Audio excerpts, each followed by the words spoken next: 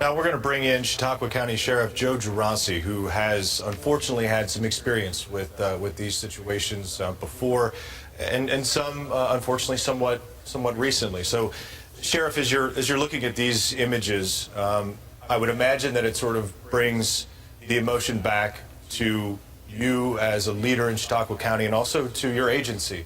What goes through your mind when you see these images?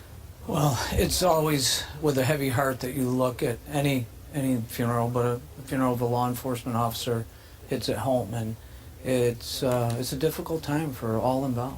Now, we were talking just before about the amount of planning that goes into something like this. Of course, the emotion is absolutely there, but an undertaking like this, where we're talking potentially 10,000 law enforcement, thousands of members of the public.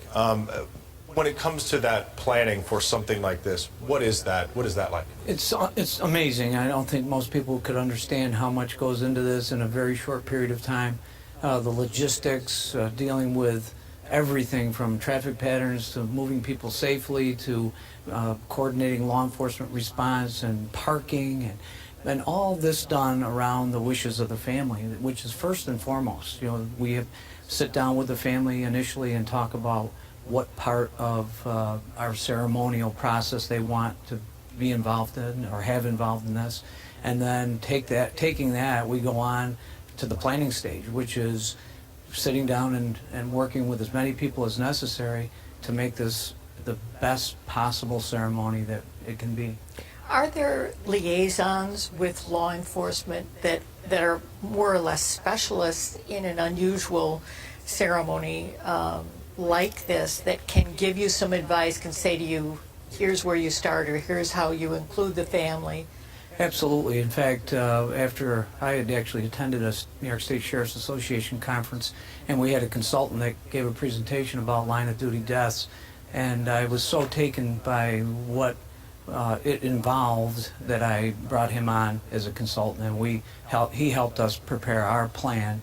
And we have a very significant line of duty death policy now, which is a guideline for us when we go forward and unexpected events happen. You're at least prepared. The backbone of your plan is there, and then it's a matter of customizing it for the specific situation, which it's always difficult because you do all this with a heavy heart.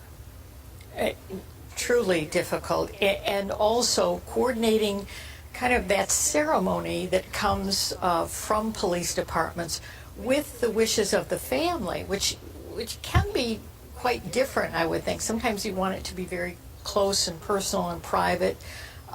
This family, the Lehner family, has said from the beginning they wanted the public involved. The public is invited, the public is welcome, and you will see people down at KeyBank Center today who are not in uniform, who are civilians, who felt compelled to go.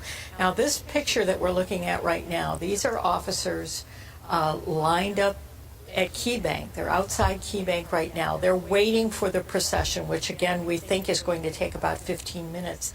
And the procession is just about getting underway. You could see them just starting to pull out there. Here they go.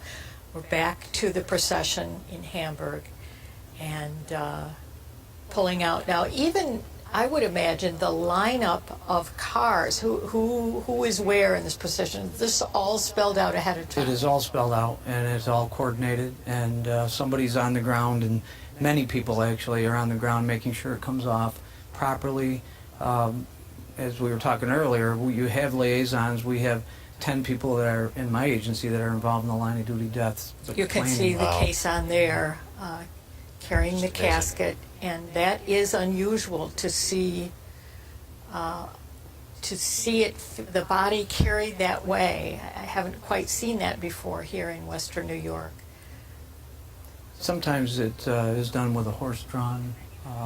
That's right. But this is something that, again, every funeral is unique.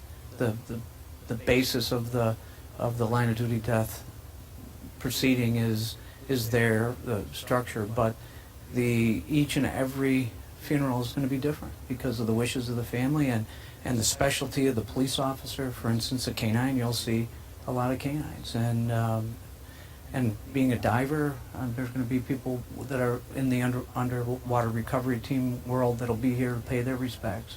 And also you combine that with a military funeral. Yeah, that's what I said. There's so many parts or elements of this young man's life that reach out to so many of us in different ways. And we will see all that reflected today in the service. You're seeing it already. Oh, absolutely. And there's many things that you will not see that are symbolic, that are very small, but mean a lot to law enforcement. Sure. All right. Well, Sheriff Gerasi, thank you so much for joining us. Sheriff is going to be joining us all throughout the morning to provide, again, his unique perspective.